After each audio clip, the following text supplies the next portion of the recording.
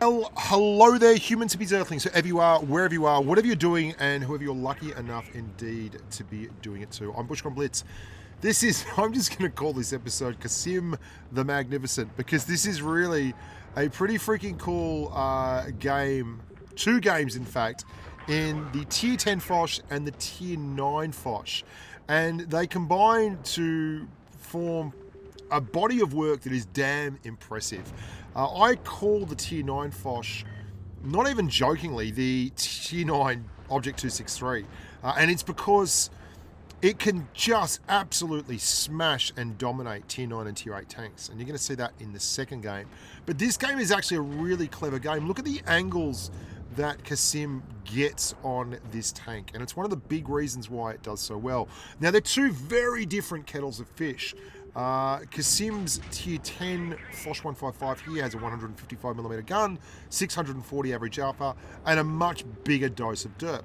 But for all that, it's got generally the same chassis. Slightly improved armor on the top, but overall it's about that upper glacis being very, very aggressive with it and creating tough angles for people to penetrate. And his team definitely needs a little bit of help right now, and he's in a bit of a tough spot. So he uses one of the primary movers for the Foch's existence. It's high-end mobility. You can hear it taking off there. And it's one of the reasons why it does get that comparison to the 263 all the time. It's the speed of the tank and the fact that it's a non-turreted TD that's pretty low profile, and yet it still gets around the traps very, very successfully. Now, I love this part of the game because Qasim's showing a particularly clever mindset there. He angles and moves to the high ground because he hasn't spotted that 183, and there is absolutely no chance that that 183 is not camping and looking for big shots, and that's exactly what he was doing. Very tough to hit that gun, and then he gets a nice big roll and a big bounce, and that right there, boys and girls, is why the Foch works so well at mid to long ranges. Its armor profile, it's just tough enough if you can get above people to get consistent bounces. 800 max AP roll after a 7-something 100 roll in the 183, and both those T10 TDs down there on the red team are rethinking their status as backline snipers. Now he cops a monster there from the FV215B183, but that's to be expected.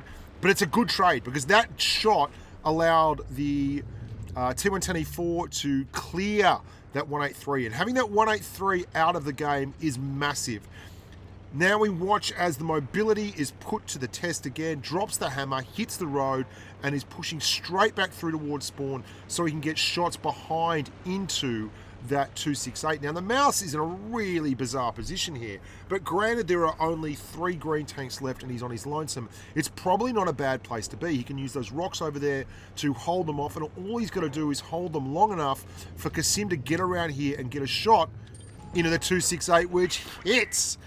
Now, there is something to be said about the fact that the Foch is not as troll at all as the Object 263. It's absolutely ridiculously troll, and it doesn't have as high a DPM as the 263. It is, in fact, though, a really interesting blend of tank.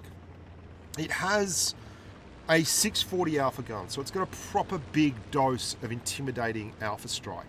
And yet, it moves like a tank that has a much lower gun. Like the Tier 9 Foch has the much faster firing, high DPM gun, and yet it has nearly exactly the same mobility and armor profile as the Tier 10 tank. And it makes for an interesting Tier 9 and 10 in this line. You get to learn how to play the tank aggressively at Tier 9 with the ability to dominate other tanks, and then you get to Tier 10 and you've got to rethink the way you play. But because the guns get bigger, you actually have to spend less time on target to deliver your payload, and that 640 alpha becomes an advantage rather than a disadvantage. And you can see there he does exceptionally well, gets a nice roll, doesn't really care about getting hit now, and is able to come over here and clear the last target that sent 7-1 great game, solid as all hell. Really nice move on that 183 because he couldn't push across. If he had pushed across, he would have been spotted and dotted, and the 183 would have had side shots into a Foch 155, which could have been a Hesh roll, which means the end of Qasim. But this is the game I really, really wanted to feature.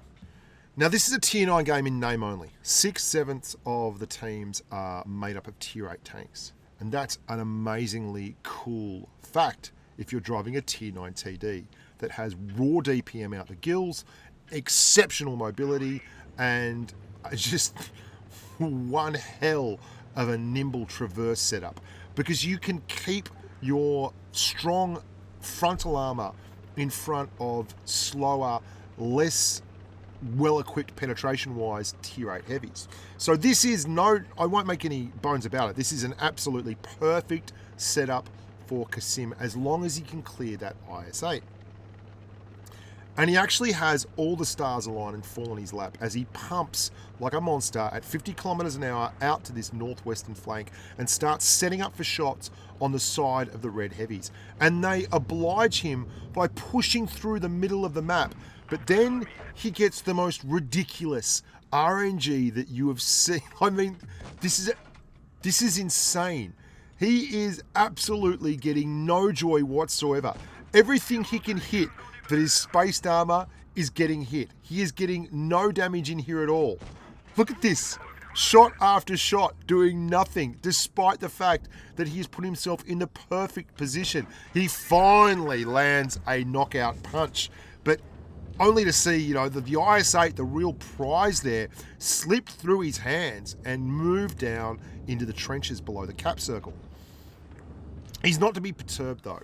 He's very calm, he's very cool, and he lines up that IS-8 and gets what is a relatively tough armor angle shot there. The IS-8, awkward cuss that it is, can often have a bounce fest when you get side shots on it or angled shots on it, but that one went in and then the next one went in as well. Now, I'm surprised that he wasn't spotted here. The IS-8 is 230 meters away.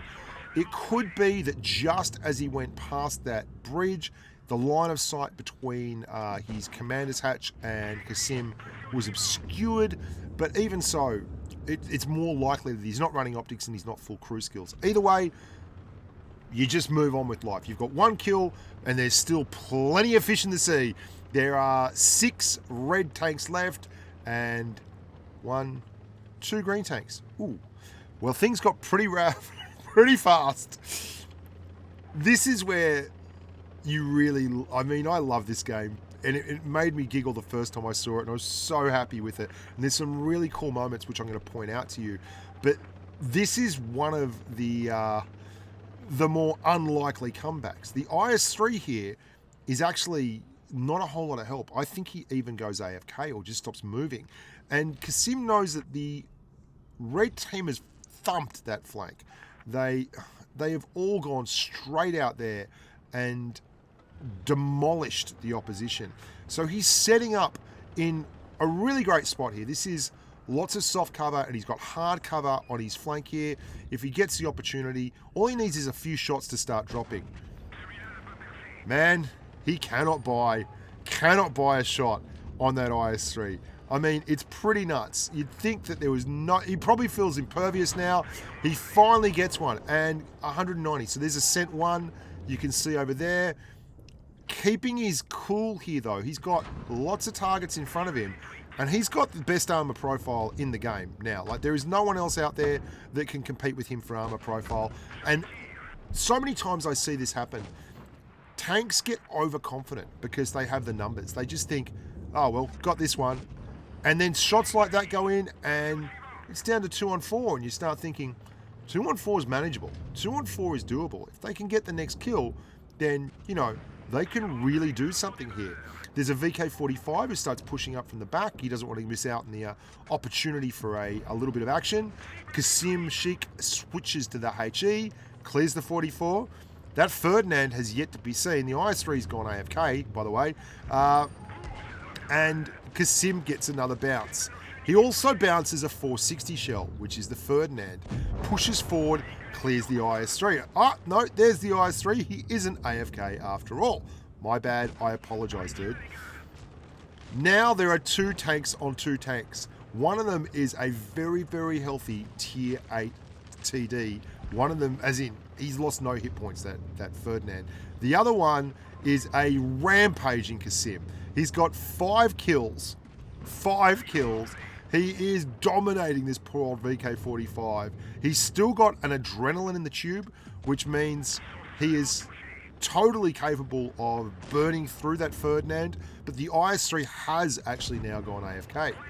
It's down to 2-on-1, but that IS-3 is full health. All he needs is a couple of clutch bounces, and he can clear him, and he's got the pen on that big gun to do the business. Now, this is such great tanking. That's a bad miss, and he knows it. So what's he do? There's a hill behind him. He gets down the hill, turns around, and angles below the Ferdinand. So the Ferdinand cannot depress the gun fast enough. And because he's got this mad DPM fast reloading gun, he gets that extra shot off before the Ferdy can get down into him. And that is the difference between an experienced tanker who knows how to drive a Foch and a novice probably like me. Massive, massive, massive game. A RAS, 7 kills, 1,792 XP, 6,814 damage, and just an enormous carry. A massive, monstrous carry in a game where no one on the team got more than 1,200 damage, and indeed only one person on the team apart from him broke 1,000. He stood up, put him on his shoulders, and carried him across the line. I'm Bushka on Blitz. I hope you enjoyed that. Stick around. Lots more content coming down the pike. Stay safe on the battlefield. And as always, bye for now.